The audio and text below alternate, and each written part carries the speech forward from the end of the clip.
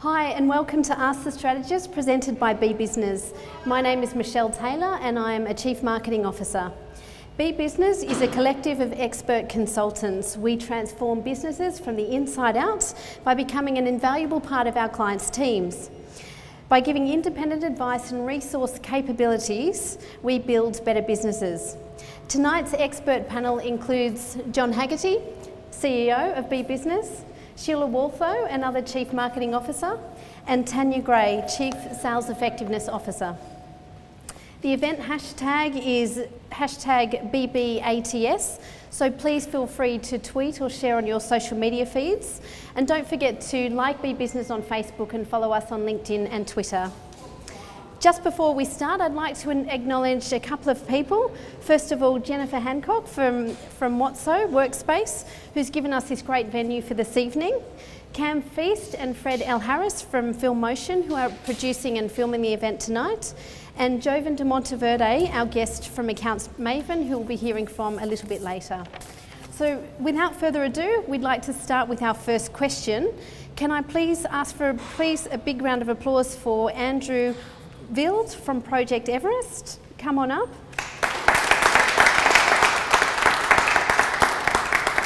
And Andrew's question is, how do we reduce our costs of customer acquisition while increasing sales conversions? Over to the panel. Thank you so much, Michelle. Thanks everyone for being here, and thanks for your great question, Andrew. So what I'd really like to do is just like you to tell everyone a little bit about Project Everest, who you are and what you do, and also just give us a bit of insight into what the thinking was behind the question that you've asked tonight. All right. So do you want me to hold that? Okay. So in short, what we do is we set up development projects overseas. We use a social enterprise model to do that. So we we set up businesses in clean drinking water and sanitation, food security, environmental sustainability. And a massive part of that model is actually training students in social enterprise and getting them to work on those projects and implement them themselves. So we operate overseas probably about 4 or 5 months of the year in those countries, and we provide training in the other months of the year. And then the thinking behind it is obviously reaching out to those students and trying to build the understanding of what we do. A social enterprise is a bit of a foreign concept to a lot of people. Everyone sees business and thinks that it's just for building profit, not necessarily for an ethical outcome. And then actually showing the students that it is something that they can do regardless of whether they study business or engineering or agriculture or whatever else it is, and then building those leadership skills around that as well. Okay, so just want to dig a little bit and build some clarity for the panel to be able to answer your question. How are you currently generating the leads with the students at the moment? How do you actually reach the students at the moment? So the main way that we would reach students is actually through pitching and lectures. So we would build a relationship with the university, ask the lecturers whether we could go and speak in front of their class for 5 minutes, and then at the end of that pass a clipboard around, get their names written down, and then enter those names into the system, send them emails, give them phone calls, get them to go through an interview process, which is obviously critical. You can't just send anyone over to a developing country, but also you want to build that value within them as well. And so it's a very lengthy, time-consuming and costly process, pitching in an individual lecture, getting those names, calling each individual one, getting them to an interview, interviewing them, then offering them a spot. And so one of the biggest struggles that we're having at the moment is finding a way to get leads who are interested in what we do and are very active and quality leads in that sense as well. Okay, so conversion rates may be more of a problem than actually the sheer number of interest you achieve in the first place. Yeah, conversion rates have been less than ideal, probably around 5-6% in terms of the names that we get to actually coming on project. And then the cost of customer acquisition is incredibly high as well. It's probably about a third of our revenue. And do you have anything to compare yourself to? So to see whether or not you can benchmark your conversion rates against like businesses? Not really. I know last semester we had conversion rates of around 12%, and then this semester is more 5 or 6%. So it's there's a range of factors, and it could be seasonal, but it is pretty hard to kind of compare the conversion rates, given that you are in any given day you're going to a lecture and you don't know whether the degree is related to the work that we offer and the experience that they could be getting out of it. If they're a first year compared to a fourth year, are they looking at getting experience, related to their degree that's going to make them more employable? Is that something they care about? Is that something that they value? So it ranges. Some classes we will get conversion rates of 40%, and then other classes of 2%. So it makes it very hard to work out that benchmark. Potentially there could be some interesting data to be had from the people who've already been through the program. Ladies, who would like to tackle this one first? I'd like to start. Tanya's got the microphone. So. Yeah. And it's right up my alley, so I'd like to chat to you. So one of the interesting things that you said, and you've sort of solved your own problem, and I don't know whether you realise that you said that some of the lectures you got a conversion rate of 40% and some of the ones that you didn't. And it's really important to understand who your target market is and whether they're going to be in your buying cycle, because otherwise you're going to have a high acquisition cost. So is there any way that you can go through and pre-qualify those lectures to make sure that you're talking to the right age group or the right subject group to make sure that you're not burning time and money? Yes, I think there are, but the number of the lectures that do have those high rates aren't enough to reach the numbers that we need. And I think where we find the most effort still is in actually that calling and that interviewing process. But we probably do need to improve our systems in terms of recording which lectures give us those high rates, and we are recording that information. But it is also time consuming. Having a lecture where you pitch for 5 minutes, and so it's 10:15. We've got a lecture pitch at 10:30 at USyd, and then riding over to USyd, doing that. But then if we have a lecture over in Newcastle University or at Macquarie University or down in Wollongong, it's a long way to travel for a 5-minute talk. And so I guess what we're looking at is trying to improve the ways in which we can get those high conversion students and actually reduce the costs of actually acquiring not just the leads but also of processing them. The other thing that I noticed in what you're saying is that you're pitching at your potential clients. Now, I'm sure we all know what it's like when that telemarketer rings at 7 o'clock. We're sitting down to dinner and they're going to tell us all about it. When you start pitching towards your clients, when they're not ready, then they get a bit of what we call flight or fight response. And so your conversion will naturally go down. So is there any way that you can change the experience to go from pitching to something that represents more what you will deliver in the end? So get them involved in the process so that they are naturally falling into the buying cycle, so you're not showing up and throwing up on them. Are you talking about like creating an experiential buying experience? Yeah, so we talked a little bit offline about events. Yep. So is there any way that you can get them to feel the experience of working with you so that they don't feel like you're just sharing information they're not ready for? Yeah, that's something we would absolutely like to do. It's how you do that is probably where we're struggling the most. In terms of the feedback from our alumni, what we're strongest at is our community and our training. We're fantastic at training in terms of leadership, in terms of social enterprise, but to per se run an event where you want to have 100 people turn up for the activities that you have planned to work, relying sometimes on universities to advertise that correctly or to actually get those numbers to turn up, it's quite hard. And so we'd often find we'd be running an event and maybe we'll get 30 or 40 people put their name down, and then the standard 20 people turn up out of that. So yeah, I definitely think that's the way to go.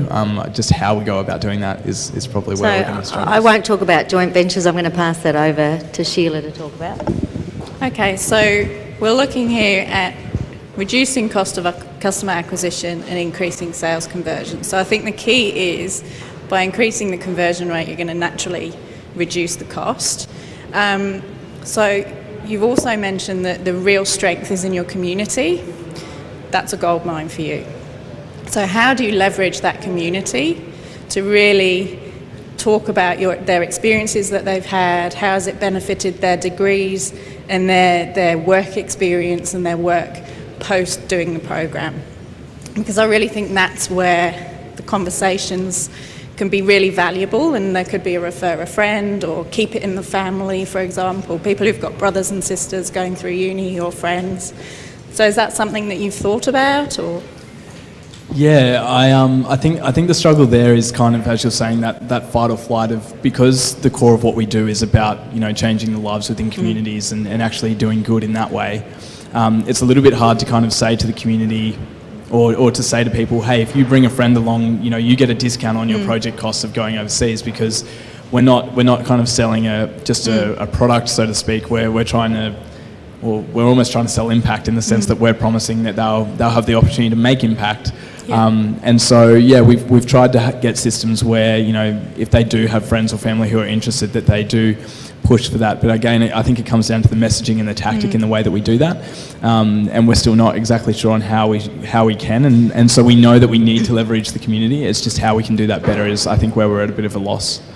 Maybe also consider looking at other options within the university. So, for example, are there any students studying journalism or photography that you could actually say, well, come overseas with us, see the great work we do. You could then run a project where they submit that as part of their degree or something. So you're almost getting free publicity, and they're kind of using it as part of their degree and their work experience as well. That could be maybe something that could work really well. That's a good idea, actually.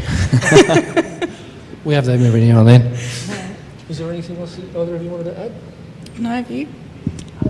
Just another thing I would suggest to you is find other people talking to that audience and do events with them. So the responsibility doesn't necessarily always fall back to you, and therefore you'll get a wider, already pre-qualified audience, and they're more likely to buy.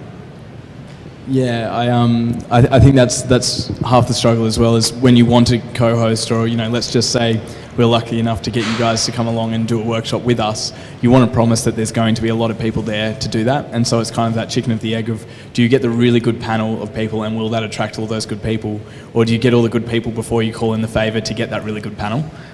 I think maybe an extension of what Tanya's suggesting is, typically when you're looking at who are we going to partner with for something and running good partnerships, it's what comes immediately before and what comes immediately after what you're doing with your customers. Those people can make particularly good partners to work with, because there's a direct relationship between the things that you're offering. If you can't find that, then it's who else is actually selling things or has got some reason to want to get those same bunch of people in a room together, and then the onus is on them to also contribute to actually making that a successful event too. It's not just all on you. Yeah? Beautiful. Excellent. Can we all please thank Andrew? It was a great question.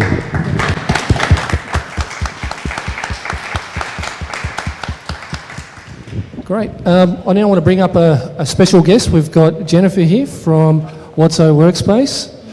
And we're just going to get to know a little bit about Jen and what they do here at WOTSO. Thanks for being here, Jen. No worries, thanks for having me. Oh, thanks for giving us your fantastic space, it's great. So a lot of people may not be totally familiar with the concept of a shared workspace. How would you summarise that? It's basically a space where you can come that's got amazing Wi-Fi and your breakout areas, and it just gives you a break from sort of sitting at home, working from your home office with just the cat for company maybe. And it gives you those opportunities, I suppose, to network with like-minded people and the other people in the space who might sort of fill those skill gaps that you're looking for in your business as well. That's excellent. I always say to people too when they ask me about it is that if you don't have the absolute need to hang a shingle, then why would you want to harass yourself with the need to manage an office? It's a pain in the you-know-what. So I would prefer to be able to live without it. If we need to hang a shingle, I'd definitely be a customer here. So there's been a lot happening in your space. There's lots and lots of players in the shared and work, the serviced office space, the share workspace. There's lots of different models and lots of different ways of tackling it. Yep. How are you uniquely different, and what's a typical client for a WOTSO workspace look like? So in terms of being different, I suppose in Australia we're sort of one of the bigger players, and the fact that we have the sort of network around Australia and also in Singapore now is a sort of a big sell for us. And from our feedback from members, what they say is that they love being able to sort of travel. We have a passport system, so if you're a member of one space, you can go and work for free in the other spaces, and that ability to sort of travel around the country for work and know that they've got somewhere they can drop into with the same level of service, that's a big sell for them. And then I think the other thing, I guess, for us is that our sort of relationship with our parent company means that we actually own a lot of the buildings that we're in. So a lot of the players in the market, like your WeWork or someone else like that does the same sort of thing, they take a lease, whereas we have kind of an unparalleled flexibility to be able to provide larger office spaces as well, so that where we've had tenants that have stayed with us for a long time, and great for them, they've been super successful, they've actually wanted to sort of stay within that kind of co-working, funky kind of community, and we've been able to sort of grow with them as they've grown and offer them sort of larger tenancies, and even move them onto sort of that more commercial style lease once they get to like 50, 60, 70 staff and they want a bigger space for it. And a typical WOTSO person is anyone and everyone, basically. We're not, we don't discriminate against you have to be 22 or building the next Uber, or you have to be like super cool. We just have everyone in our spaces, from app developers and people who are disrupting industries to veterinary consultants and solicitors and things like that. So I think the benefit that members see from that is that, for example, if you are that app builder, likelihood is that you're sitting next to your end user. So it gives you that opportunity to sort of test that out in the space, or get feedback from people that are working alongside you. Excellent. Thank you so much. Please thank Jen. Well done. Thanks, Jennifer and John. It's time for our second question. And the question is, I want to take my business to the next level. What is the best way to allocate financial and human resources to achieve this? Please welcome Ben Barron from TBST Digital. Thanks, Ben. Welcome, Ben. Thanks for being here. Thanks for such a great question. Trying to test us out. This is great.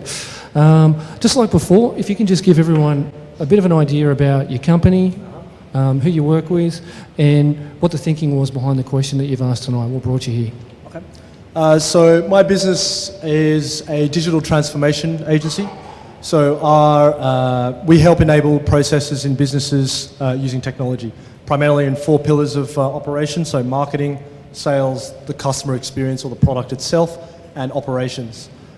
So the kinds of clients we typically might help out with large corporates in the pharmaceutical sector, so we might enable a streamline a process through there, or the medium part of the SME spectrum, where we might come in and automate a sales process or a communication process in that company. Okay, great. So you're saying you want to take the business to the next level. Help me out here. What does the next level look like for you? Are we talking about going into different verticals, or are we talking about getting more customers like the ones that you've got, different regions? Is it a geographic thing? What does the next level look like to you? I think it's probably a combination of everything up there, but more customers, definitely. I think as well, similar to the last question, the conversion process can be quite costly due to the amount of education required for a technical job. Some people often don't even realise that what we do exists, or they might know. You've all heard the term digital, but who really knows what that means?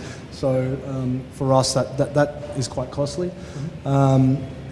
And on the flip side is delivering the ability to deliver on those projects. So finding technical skills to be able to do that is also quite challenging. So I guess we're at a stage now where we're kind of on top of our game. We might have something we're looking to invest to take the business to the next level. I guess what the next level is going to be commensurate with what we invest in. So we could be a company of 12 from 11 or 13 from 12. And that would take the investment of maybe a couple of $100,000, or we could get 5 more clients with a bit more investment in advertising or some more processes, or we could streamline our processes right now by doing what we do and automate a whole heap more, but then I've got to take resources out of what I'm currently doing, thus reducing our bandwidth to provide more services to clients. So for me, it's about I was hoping to find like a decision-making framework, perhaps, to know when you hit that level, where to go to the next thing, because the last thing you want to be is comfortable. Okay, sure. So we're trying to get a sense of at what point do you add more resource, and which are the resources that you put in place? Is that where we're sort of going with this? So we want to know, do we spend money on marketing first, resource second? Do we get the resources lined up first and then try and create opportunities for them? Is it a bit of both? I think it's a bit of both. Yeah. Okay, but you're trying to figure out where to spend your money next, or is there also a question around the resources you've got and whether or not they're all allocated in the right roles? Yeah, that's also that's also right. So I guess it's a bit of a broad question, but we've got I see the business as a machine and it's humming along nicely, and I can tune it up, but I don't know where to put the Allen key, or if it's even an Allen key that I need, whether it's a screwdriver, to draw an analogy. So I guess typically, what are the sort of growth patterns that businesses might go through in order to take it to the next level of being, I guess we're on the smaller end of small to medium. How do we get to that medium stage that sets us up to become a large business down the track? So there's an aspect of this that's got to do with how we market and sell, and there's an aspect to do with how we manage the people in the business. Why don't we tackle the marketing and sales bit first? So how do people currently find you? Referral, mostly, and I am the primary breadwinner, so I'll just cold call people. Yep. Or often people come to us with a problem, like they've lost their domain name and they can't find their website. Or a business might need a website to be built. And actually, it always starts with a website. And then from there, we'll end up, doing more and more processes and things like that. That's a typical way to find us. So are you doing any real inbound marketing where you're actually really targeting? We do zero inbound marketing. Yeah. Okay. The reason for that is I guess just resource. I think a lot of what we have to do to create the marketing material takes my time out. Yeah. And as a primary sales, person, it's hard to.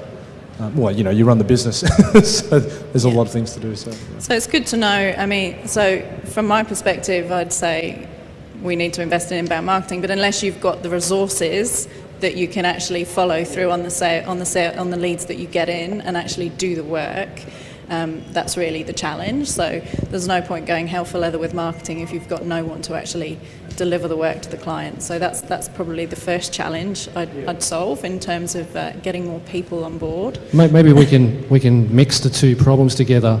And what if there was an opportunity to get some resources on board that you can use to market yourself and also resell as part of your solution to your customers? I guess it's something I'd never really thought of. Probably the reason I hadn't thought of it is because usually it's the technical people that we have trouble with, and the marketing side of things. I don't know. Never really. I don't know enough about the skills of a marketer specifically that I would be able to on-sell. We might contribute to a marketing strategy, but we're far from the marketing. The core of marketing. We might go, oh, you want to tell that person that message? Well, this is where you tell them, and this is the best way to do it, and this is how you can split test the message that you get out there to make sure that it's the right one, but I won't tell you what that message is. So... Do you actually get work through other agencies, or is it all direct to the end user? No, we have a combination of both. So our original, early days, we did 90% of our business was... I've ruined the internet for all of you. We built every banner ad and EDM that you've ever received in your inbox over the past 4 years for some of the largest, companies. So a lot of agencies use us for that production. But it's something we want to move away from, I guess, because that's the rats and mice stuff. The process is really where it's more interesting for us. So. Have you got something? Tanya? Yeah, I'd like to add to that. So from going from a small business to a medium business, obviously there's one strategy, we can bring in more leads, but if you haven't got the capacity to do that, then you're going to end up with a bottleneck. Just to understand your conversion rate now, so you're getting leads through referrals. Do you know what your conversion rates are? Look, it'd be anecdotal, but I'd suggest this. I imagine most business owner who does the selling for themselves would say about 80%. I think most people I speak to tend to come buy from us in one way, shape or form. There might be two reasons why they don't. They're not suitable, they're not big enough and they can't afford it. or two, culturally we might clash, but that's a new thing. So we've started to turn away work because we don't want to work with, it puts too much stress on our business, and it ended up costing us more money. So they're the two reasons why we would lose work, I guess, or miss. Is it obvious from the outside who you want to work with? Yeah, I think within one or two meetings we generally know who we would like to work with. I guess, I mean, if I came to your website, would I be able to tell who you want to work with? Yeah, maybe, no, probably not. Yeah. I mean, look, I think our marketing certainly could do with a bit of a bump. I guess the marketing answer is quite straightforward. Like, if I could have if I can carve out some time and put some budget to it, then fine. Marketing makes absolute sense because then we get some more leads. But for me, you know, I think maybe we want a salesperson, or do I want an eloquent technical guy who can do the same thing, like produce content material and do that sort of stuff, or do I want to invest in a you know, more processes and systems? So from a human resource standpoint, I think there's a couple of things that you can consider from what you've said so far, and I think you hit the nail on the head with one of those things there. You said kind of a technical person who's also eloquent. So quite often you'd have someone who's like a project lead who can actually sell the project too. Yep. So that's so when you're looking to fill a role like that in your business, it's probably a good idea to start thinking about someone that you could put in front of qualified leads. So you still want to make sure the leads are qualified, so that they can scope and then sell against what's a fairly obvious brief. Yeah, but you're not necessarily looking for a cold caller in that regard, but you still want to have something happening on the marketing side. Yeah. So from a human resources side, I think that it makes sense to start thinking about people who can actually wave the flag for you effectively as well in the different roles, particularly in a project lead. But I also think from what you're saying too, that from your own marketing, there needs to be some clarity developed around, you know, who are we, what do we stand for, who are we going to market for, who are we trying to attract, and having a properly developed marketing strategy, a marketing plan that you can bring everyone on your team on board with. Yeah, I think that so if you're looking for somewhere to invest, I think probably the first thing to do is to actually get that plan in place, and that's going to inform the roles that you're going to have in the business and how to fill that from there. Does that make sense? That makes sense. Yeah, I think so. I know a couple of great people who can help you out with developing a proper marketing I'd like strategy. to challenge that, if that's All right, okay. go for it. I always like to be a little bit difficult. As There's always more than one way to skin a cat. Ben said before that he had a conversion rate of 80%. We know statistically that the business owner is the most effective salesperson you can have in your business, and they should be focused on selling. So if I was to look at your situation and say, how can we get more capacity so you have an opportunity to build more business, I'd look at what you can streamline. I have a question around you. You mentioned before that most people come on with a website. How much of their purse spend are you winning from them?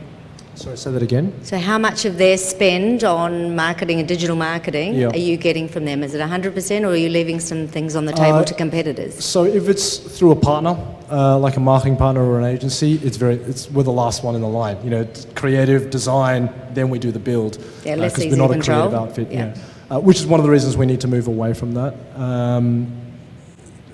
If we're direct to client, we're often the number one lead. We'll probably take maybe about 60 to 70% of the entire budget.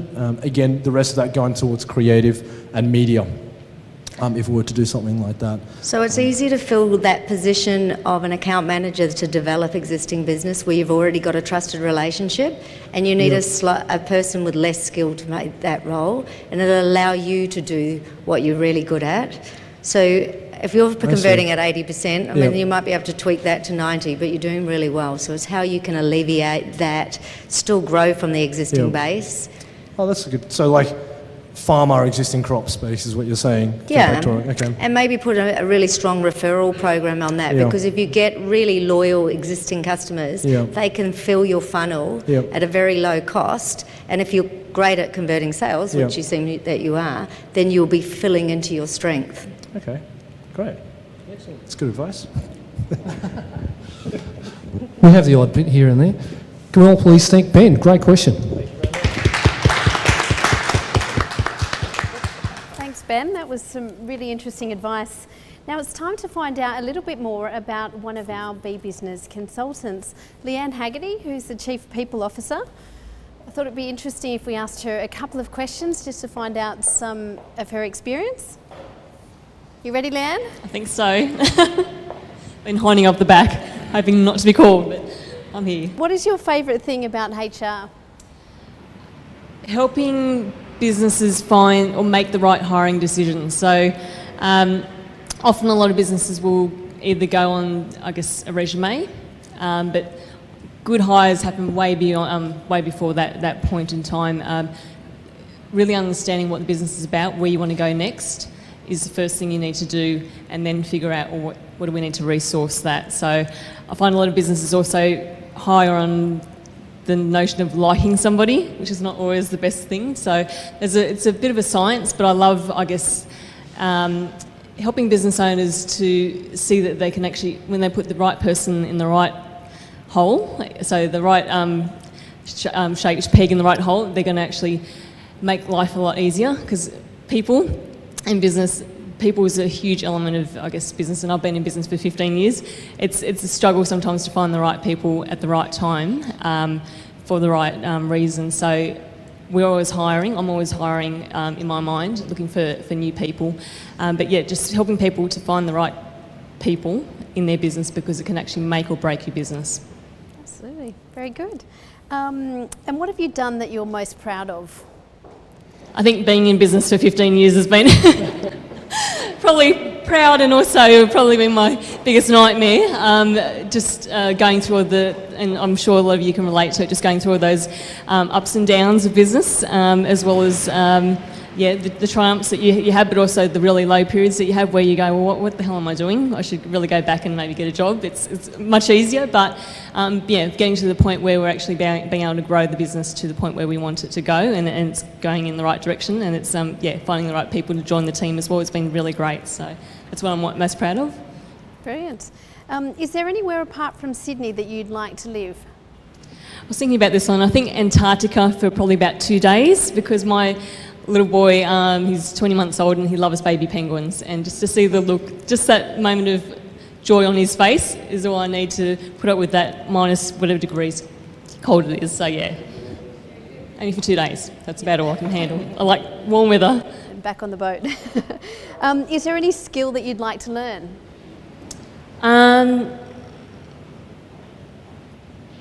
Yes, I think public speaking. I think all of us are kind of, some of us are really good at it, but I think having a bit more skill around that and being able to get my message across more clearly, I think is something that I'd like to work on. You're doing a great job, Leanne. What's your favourite place in the world, and why? I think Tasmania. I mean, I haven't been to too many places, and I guess I've got a bucket list, but Tasmania, because of the food, because it's so fresh and the air's clean and the environment's beautiful.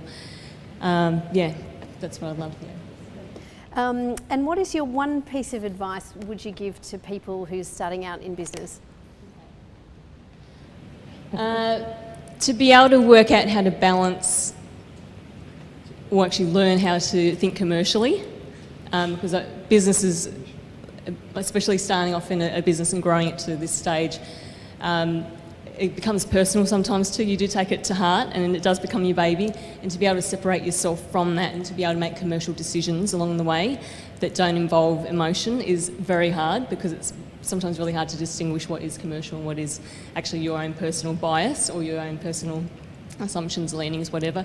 But being able to realise what is a commercial decision that is right for your business, as opposed to what you feel is right but may not end up to be right, because it's it's an emotional decision. So learning that balance has been a challenge, and I'm still learning to think commercially as well, and that's what I guess I'd teach my clients, but taking that emotion out to be commercial.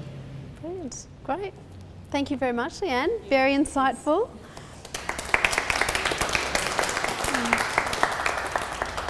It's time for another question, and the question is, what is the best way to bring on a business partner? Please join me in welcoming Keith Hong from Run Nation, Buzz Events & Co. Welcome. Thank you.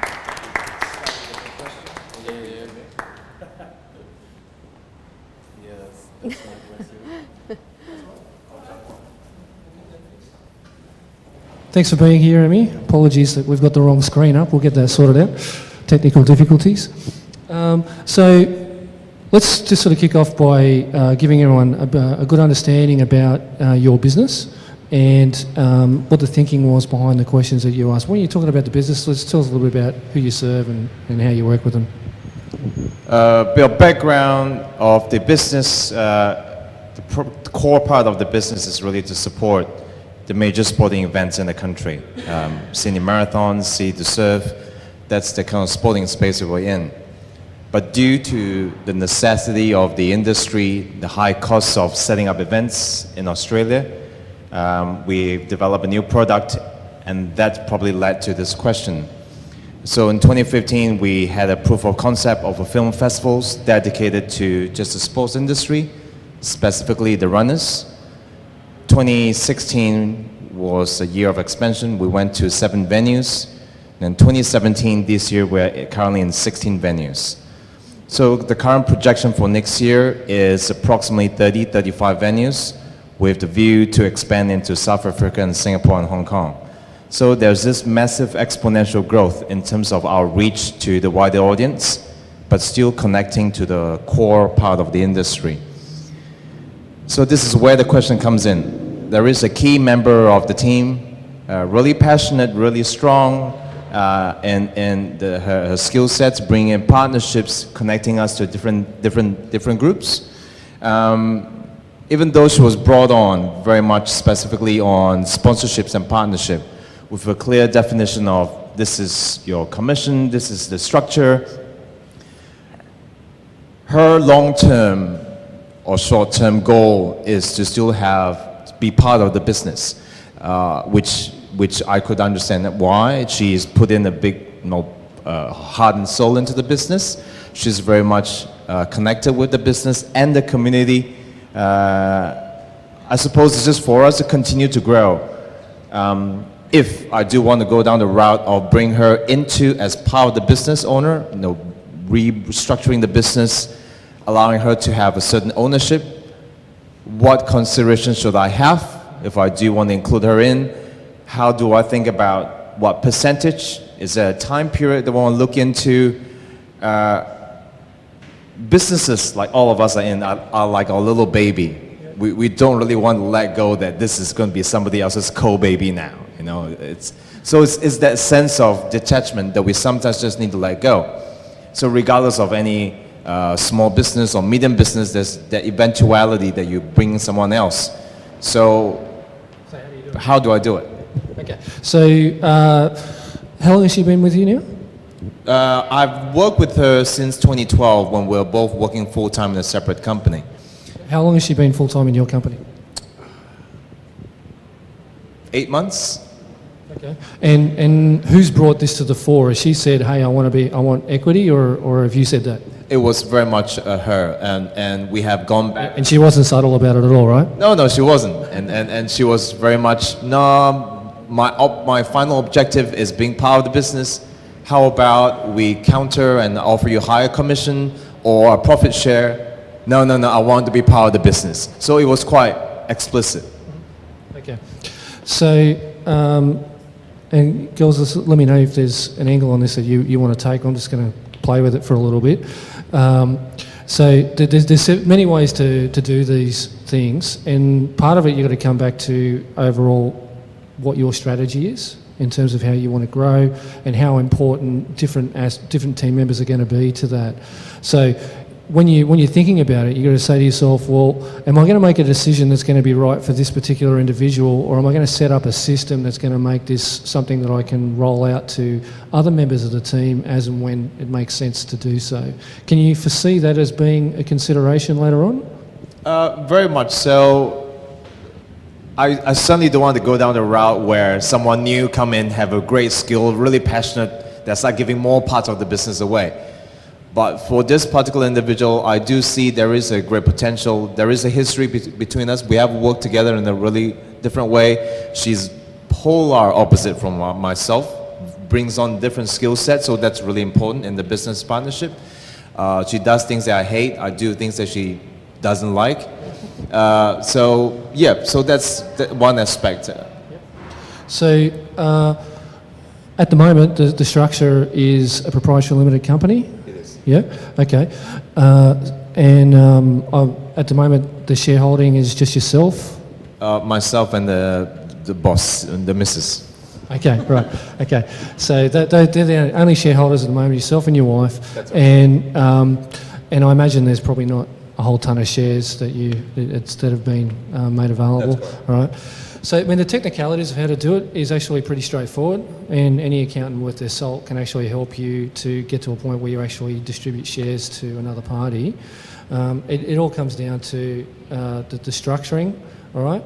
And the other aspect of it too is, how is this person going to gain equity in the company? Is it going to be awarded? Is it actually going to be part of their compensation? Or is it actually going to be an opportunity for them to buy shares? Is it going to be through an option system?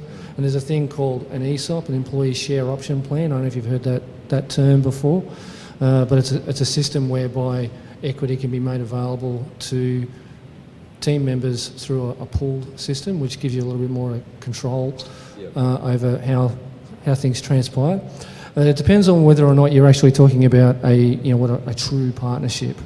Yeah, because there are different classes of shares that people can be awarded as well, that can offer different sorts of rights. And the reason why some of these things are important too is because you want to think about, well, what happens if they leave?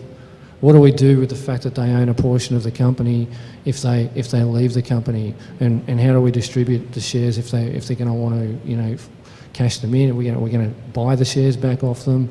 Are we going to make it available to other staff members to buy their shares? There's that level of complexity that comes around it as well. And so all of this is, I guess, a strategic overview that you've got to have of how you actually want to engage with people who are going to be taking a significant role in your business. Have you given any thought to any of those sorts of considerations?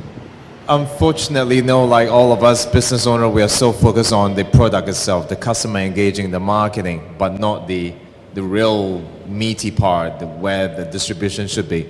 So something certainly for us to devote a bit more time with the accountant, with the accountant to really work out how we want to structure. Well, no, the accountant can actually help you execute what you tell them to. Yeah. In terms of actually strategizing what needs to be done, that it would depend on, I guess, the background of your accountant as to whether or not they've got any experience with helping you make those sorts of decisions. As I said, it all comes down to aspects of how do we actually want to incentivise the team. So it could be an opportunity to re-engage with her in terms of how you've employed her in the first place, and say, well, if we're going to go down the equity path, should we be doing something with your commissions and saying that instead of receiving some of these commissions, you actually receive points towards equity that can have that conversion at a certain point. When you achieve this much, then that converts to a certain level of equity, and then you've basically got to have some sort of a calculation that tells you what's the value of that effort in terms of a portion of the company. Okay. Does that make sense? Yep. And when you're doing that, you've then got to start to think about, well, at what point do we revalue the company to determine how much we're giving away when someone achieves something that benefits the company in some significant way. Because to my mind, it's got to be something that they're adding a value to the company that goes beyond the fact that they made some sales. It's got to be something that's adding a bit more sort of strategic long-term value to the overall benefit of the company. So maybe it's bringing on a key partnership that keeps yielding sales again and again and again, or something along those lines. Certainly for her role, this particular team member, she's not a straight sponsorship partnership person. She's not just tick the box. She's doing a lot more than that. She's building relationships above and beyond what she's doing. So certainly that's not just that. So certainly it's something for us to really explore down the opportunity in the structure that you just mentioned. So there's several ways that you go about doing it. One way is to say, well, let's figure something out specifically for this individual employee because maybe they're quite different from everyone else. Yep. Or should we be setting up something along the lines of an employee share option plan so that it's clear to everyone in the company that that's available to you, and these are the hurdles you've got to jump across to qualify for it. There's several ways that you can go about doing it. It'd be a deeper conversation to figure out the exact way. But you've got a couple of different options before you, and all of them have been trodden before. So someone has done all of those different options before. So you'll be able to see case studies of what's actually transpired in different businesses when they've tried different ways of incentivising staff through ownership. Did you ladies have an angle? Yeah, I mean, I suppose from my perspective, it's bringing it right back to the strategy. Before this person approached you, A, was it something you'd ever considered, a partnership? And B, what I would do is I'd look at where do you want to take the business over the next 3, 5, 10 years, and really what is going to help you get there, and look really how are you going to achieve your goals, and then look at how you bring on a partner and whether that partner is the right person. So it's really kind of looking forward in order to look back, rather than starting with someone saying, oh, you know, I want to be part of your business.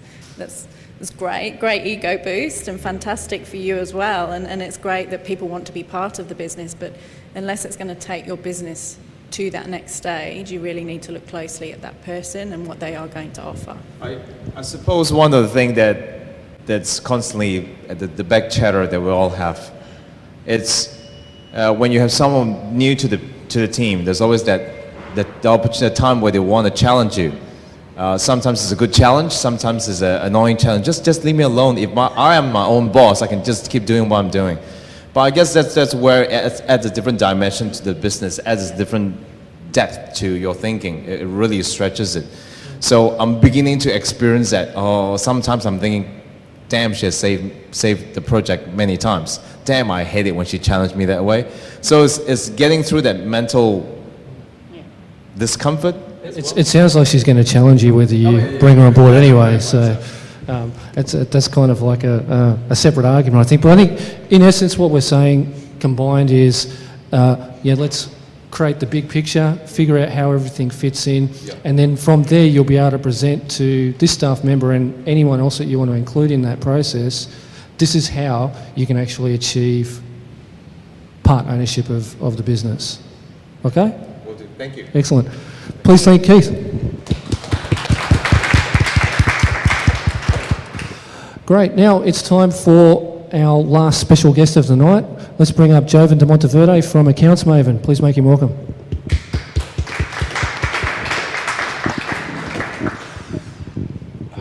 Thanks for being here. Now, full disclosure, Jovan wears two hats. He's also the Chief Financial Officer at B Business. And we are basically a team of entrepreneurs, and every now and then someone taps me on the shoulder and says, hey John, I've got this really good idea for a business, can we do it? And Accounts Maven, that's where that came from. So I just wanted to introduce this business to you all tonight and talk to Jovan. He's, in addition to being the CFO, he's also the principal accountant at Accounts Maven. So let's give everyone a little bit of context about Accounts Maven. And most people in business already have an accountant of some sort doing various things for them. Where does Accounts Maven fit in? How's it different? Sure. So typically when people talk about an accountant, I have an accountant, what they're really referring to, or what they really initially think is a compliance accountant, someone who lodges your BAS, tells you how much to pay, and lodges your tax return. It's different to what we do, which is more management accounting. Let's elaborate on what a management accounting means. So what we do, we help businesses make better decisions with how they distribute and reallocate their finances, what to pay, when to pay, manage their cash flow, manage their accounts receivable, accounts payable, take care of all the pain points of actually running an accounts department for their business so that they can focus on what they do. So it's essentially an outsourced accounts department? That's correct. Yeah. Okay, great. So then how do you actually bring to market an offering that is really comprehensive and yet really affordable? How's that possible? It's a very good combination of highly intelligent accountants that we have and the technology that we utilize. He's not bragging, it's true. And the technology that we utilize and implement. So I'm always on the hunt for best-in-class technology out there, and it's, I guess, my job in the firm to make sure that I'm always constantly curating what the technologies are out there that we can present to our clients. And so, we may present a solution that is good as it is right now, but it may not be the best 1, 2, 3 years down the track. A new a new technology can come in and challenge the incumbent. At that point, we'll have that conversation with our clients and make sure that they're always on top The other thing you said was really intelligent accountants. So how do you sort them out? How do you figure out which are the right ones to join the team? Well, fortunately, we have a very, very strict and comprehensive, hiring process for how we hire accountants. It's pretty grueling, actually. I designed it myself, and I'm pretty harsh. It's pretty nasty. So, we start with about maybe 500 to about 1,000 applicants that come through the door, shortlist that to about 3 or 4 with specific requirements that we have for our accounting firm. And we may not hire the smartest person in the room, but we make sure that we're hiring the right accountant. Yeah. Excellent. And what's a typical client for Accounts Maven? Small to medium enterprise, anywhere from a micro, a couple of $100,000 a year, all the way up to 10 million. I mean, we can come into a business and help them in as much or as little as they need. So assumedly, once they get past that 10 million mark, they really need to have those resources internally. Well, yes, that's right. I mean, all the way through their journey up to the 10 million mark, we'd be looking at, okay, do we need to put in a payroll person, an accounts payable person, an accounts receivable person to manage that particular part of that process? And then, eventually grow out their team as and when the requirements need. Excellent. Can you please thank Javen? Thank you so much. Thank you. Thanks, John and Jovan. We have one final question for this evening. Please welcome Amir Lopez from Fluid Growers to the stage. And Amir's question is, how do I take a successful product and make it relevant in many other channels? Thanks very much for joining us tonight, Amir. And it's a really great question. Can you just paint a picture for us about what your company is, what you do, who you tend to work with, and what the thinking was behind the question that you asked tonight? Well, I guess I'll give you a little bit of the story of why we came together. So we wanted to be in this organic food space, and we always have the vision to start creating products here in Australia for organic food. But because we didn't have the network, we didn't know anything, we said, well, let's start distributing someone else's product. And we bring this fantastic brand from the USA back to the roots, which basically for Australia, what we have is organic food growing kits. So basically, people can, in the schools or at the home, they can bring the organic food experience to a kitchen top, to a classroom, and grow from mushrooms to herbs. And it's a very interesting experience because they not only choosing to eat healthy, but they also see in the whole process what happened in nature. They see it at their fingertips. So I guess now, after starting from nothing, we're now in around 3,000 schools, around 400 stores. So we have some of the connections from the bigger retailers to distributors to brokers. We know a few people from New Zealand, Western Australia, every single state. We know our peers as well, what's happening in the market. So I think we are at the point now that we can start manufacturing our own line. So we are at the prototype level at the moment for do-it-yourself kits. So we'll be done here in Australia, and we'll extend the line that we have from the USA, and we'll pair well. So when we pitch to a retailer, we basically have a bigger range straight away. So I guess where I'm coming from the question is that when we started for the first time with this product from the USA, they sell in a different way than we sell. So they sell in food, supermarkets, and probably education. When we brought the product here, we went probably naively because we didn't know anything about the space. And what we found is that our biggest sellers are education, toys, gift, homeware. So basically what we went was in a journey of discovery of which were the channels that actually will be open to our products. So which channels are you currently operating in right now? So we actually sell from grocery stores to toy stores to educational catalogs, homewares. The catalogs are going through education food distributors? No, not really. So there's a company that specializes just in going to schools with field sales and a big catalog like the old days, and that's how they sell to teachers. And if you're not in the catalog, well, basically the teachers don't know about you. You're very, very old school, but that's the way teachers buy. So every single vertical have their own way to be sold. So they're the ones that you're currently operating in. Have you identified the ones that you want to get into next? Well, Look, that's probably the how long is a piece of string. Like, we would like to go at the same time with this product, to be very naively as well, enter and be open as many as we can. But at the same time, if I guess the book answer, the notional answer will be try to focus on what you think will be best, and try to make it work first before you go somewhere else. But I guess the street answer will be, I don't know if I need to do that, because the fact that we didn't do that was that helped us get here. So it's trying to balance those two. So maybe you've asked if how can you take it into other channels. Is there any other channels specifically that you will know that you want to target? Yeah. So for example now, because of the design that we've chosen for this new product, we're going to be portable into bookstores as well. So that's another interesting channel. That's a product that you haven't released yet, correct? No. Yeah, it's as a prototype level. But in terms of the products that you've already got, were there other channels that you wanted to explore around them? On the current distribution branch, look, I think we have our hands full already with where we are. So it's really about how we launch this new product and say, can we take this brand new product, launch it where we've been successful before, and can we also explore other channels with that? More than that is, how can we utilize the networks and the connections that we already have in all those channels to discover where this product is going to go best? And because we are now the manufacturer, obviously there's a volume component that you want to build really quickly. Like when you're a distributor and you have small margin, then it's a different story. So just for a bit of context, I know a little bit about these products, so a quick overview. There's a product where you can grow mushrooms in a bag, which is pretty amazing. You just get the bag and it's got the whole kit and you grow the mushrooms.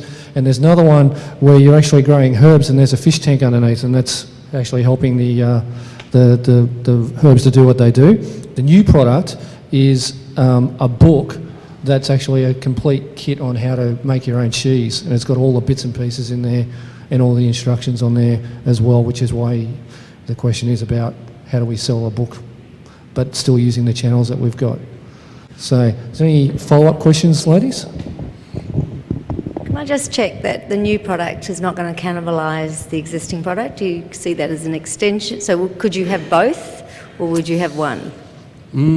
I think for some retailers, they will only take the new product because even the old product might not be their best fit for them.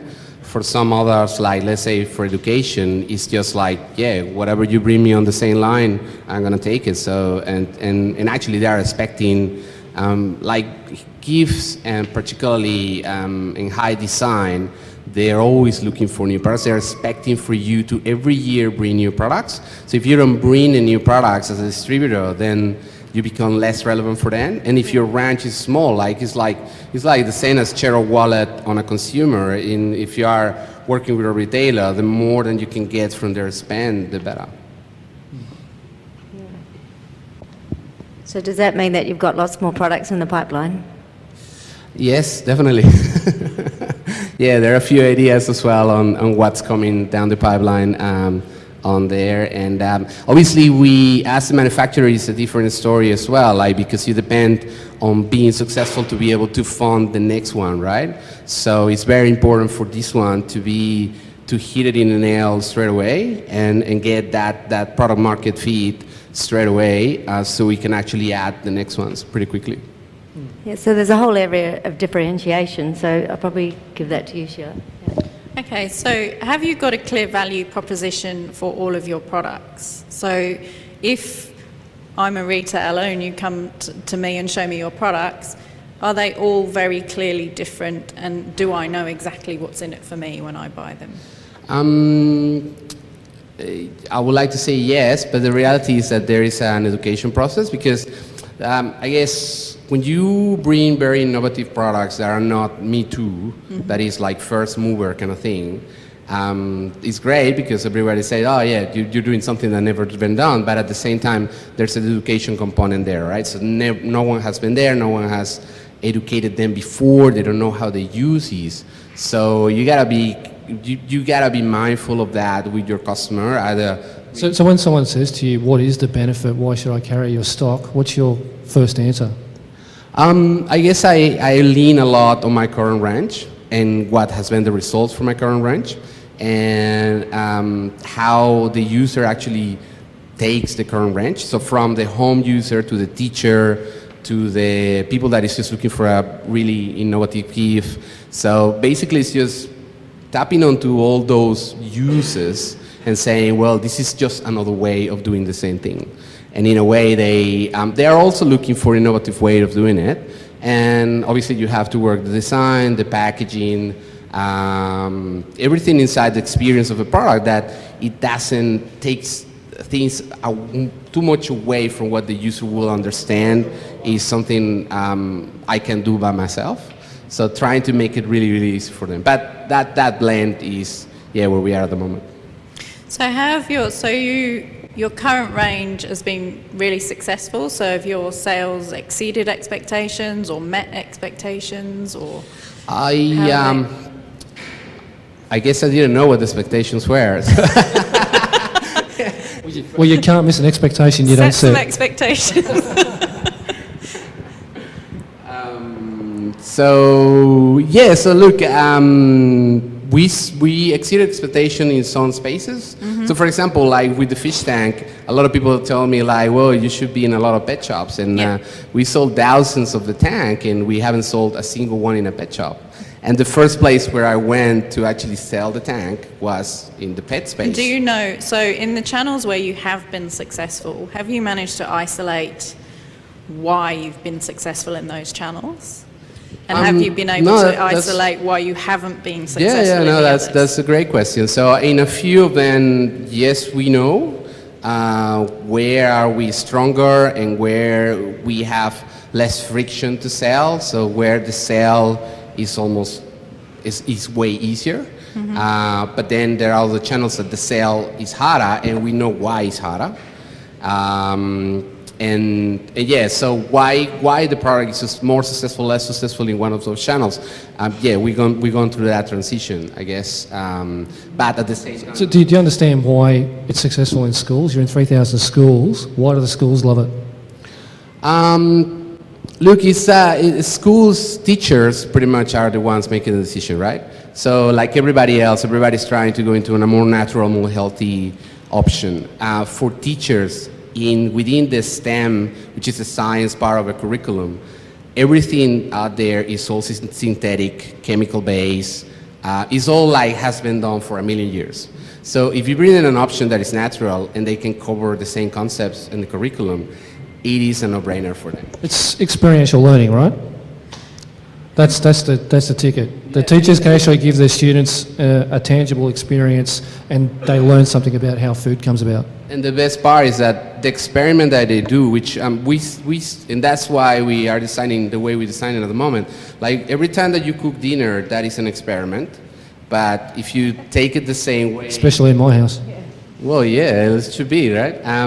Every time that you cook dinner is an experiment, but if you take that into the school and you make it an experiment that they can eat, it makes it much better. The other thing is that the schools are really bad commercial people, and a lot of our competitors, suppliers, they overcharge and under-deliver a lot. So in a way, we come with a good product at a good price. It is hard to say no. Have you thought of working with cooking classes for children, so people and brands that run cooking classes for children? Have you also looked at, there's a lot of environmentally friendly websites out there, so I'm trying to reduce the amount of plastic in our household, so there's all the environmentally friendly products that you can buy for your home. Is that something you've tried as a channel? No, that's great. That's a great question. Yes. So with this line, it's the product side of things, and I don't want to give too much away, but because it's not even in the market. But there's also the service side of it as well. So we understand that there will be a lot of consumers that they will see the actual product and they will say, yeah, I think I can do it, but if I had someone that can take me by the hand and help me do it, I will probably pay for that. So there's the product side and the service side that we are trying to put together. So we understand that there's actually it's more developed, the service side in as a business model than even the product side. So what percentage do you sell direct to consumer through your website? From my own website, it depends on the vertical, but I guess overall revenue will be around 50-60%. Okay, so quite a lot come direct to you. But it's obviously a higher margin when you go direct, right? So yeah, exactly. So you got to balance it more. So I guess in a way, because we're the importer and the way economics works in terms of shipping, containers, and all the stuff, you always have to have certain volume, but at the same time, you always want to get the best margin that you can, and that's coming from online, right? It's not that there is no investment in online. There's still an investment in online, but the return is much better. But we have to balance those two things. We have to get the volume, and now we're at the manufacturer, it's going to be even more focused into that. Can I mention a dirty word? Have you thought of Amazon? Well, Amazon is going to be perfect for us. We love Amazon coming to Australia, and a lot of brands will love Amazon coming to Australia. There's a lot of small retailer websites that, yeah, they will be in tough water, but for the brands that have controlled the brand or that have a good product, Amazon is going to be great. Yeah, and that's a huge opportunity. Talk to them, be one of the first on Amazon. I mean, that would be a great thing for you to promote for your business as well. We're already talking to them. We're already in there. well, Menda, I think there really is an opportunity because you got some products that are quite unique, and so they could potentially get some really good showcasing when Amazon first launches here in Australia as a direct service. So you might, and you're not going to get that chance again. Like that opportunity will happen once. Some companies are going to get picked, and it'll be great for them. So that's actually a really golden opportunity to tap into and to figure out exactly what you need to do to be picked as. And one of the things they're going to be looking at, I imagine, is going to be surety of supply. They don't want to promote you and then find out that you go out of stock in the first 2 hours. Yeah, no, certainly. We know very well the Amazon model. We've been trying to work it out even on the model that they had before. So yeah, and the way they work is pretty straightforward. Actually, they define the standard for the industry. So I suppose that in Australia it's going to be very easy to work with them, and because it's such a large marketplace, so pretty much everyone will have an invitation to start. But then once you're in there, it's like what you do for Google. So there are specialists as well that you improve your Amazon ranking. It's a complete new space that you have to own and navigate, and definitely going to put time on that. So that's definitely one area to look at. And the other thing that Sheila mentioned earlier before that you really need to put some effort into is to get much better at clearly defining exactly what you offer to people who might want to resell your product. So there's what you're doing for yourself, and that's a conversation with the consumer. But when you're trying to get other people to promote and sell your product for you, you've got to develop some very clear guidelines that tell them exactly why it's of benefit to them, how to get it to move properly. You want to create ease of sale for them. You want to be the easiest thing to move on their shelf. And so you want to get rid of all the barriers between them and getting a sale from their customer. And so really actually understanding clearly what your key points of difference are to whatever they're selling instead of your product. And that's an aspect, I guess, of marketing planning again that you need to do to actually clearly define your key points of difference, your differentiating factors, as Sheila pointed out earlier. Yeah, certainly. I guess there is, with the more strategic buyers, which are the buyers that actually buy for the bigger spaces, they don't buy you for the price, for the volume or for the quantity that you have, not even for the innovation that you have. They only buy you for what marketing you have on the track, how are you gonna support your brand at the track. So the marketing plan is even more important to them than the product itself, because they need to see that the brand is actually playing for the future. And there's brands in every single supermarket that comes and goes every day. So they want someone that would have a very clear vision on what's going to happen and will partner with them. So yeah, we're working onto that. As we said, like we started in this space 2.5 years ago, and we're trying now to get a combination of investment and advice to be able to get the learning curve faster than what naturally will be. So that's what we do. Great, yeah, so as I say, we need to get that language and tools in place to help retailers move your product for you more easily. And let's explore that Amazon channel, the first to market opportunity while it's still there. Can we please thank Amir? Great question. Thank you. What a great question to end our evening on.